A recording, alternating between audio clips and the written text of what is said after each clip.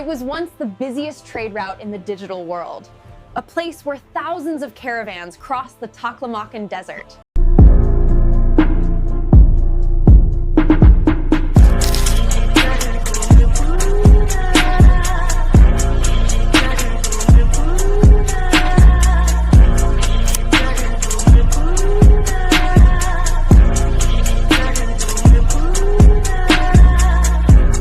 Story of Silk Road Online, a game that defined a generation of MMORPGs, created a brutal triangular conflict system that no game has dared to copy since.